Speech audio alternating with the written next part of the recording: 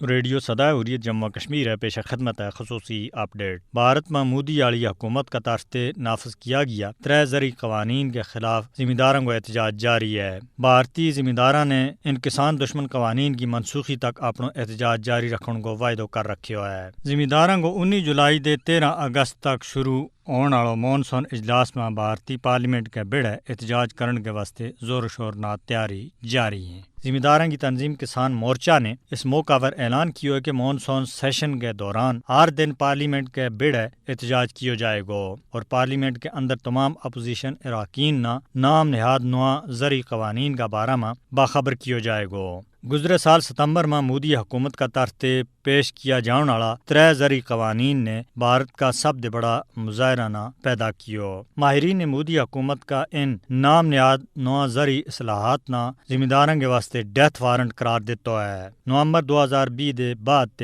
دہلی کے آسے پاسے زرعی قوانین کی منسوخی کا مطالبہ کرنے والا ہزاراں زمیندار بڑی سڑکوں کے اوپر کیمپ لا کے بیٹھا ہوا ہیں اور اس سلسلہ میں بھارتی حکومت مجھ زیادہ پریشان نظر آ رہی ہے۔ کسان احتجاج کے دوران ہون تک نہ صرف درجنوں لوگ اپنی جانیں دے ہاتھ دھو بیٹھا ہے بلکہ کئی کسانوں نے احتجاجاً خودکشی بھی کی ہے۔ ایک رپورٹ کے مطابق ہون تک درجنوں بھارتی زمیندار زرعی قوانین کی منسوخی کے واسطے احتجاج کی بینڈ چڑھ چکے ہیں۔ دنیا بھر میں مقیم بھارتی شہری بھی مودی کی اس منصوبہ بندی دے مجھ زیادہ ناخوش ہیں اور انہوں نے نافذ شدہ زرعی قوانین کے خلاف احتجاج بھی کیا۔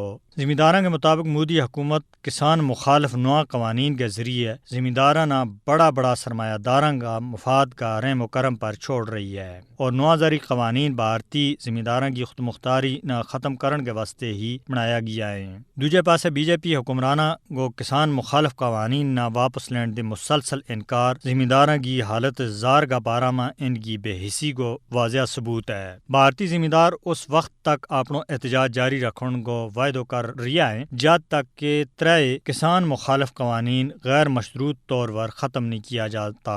اپ ڈیٹ ختم ہوئی۔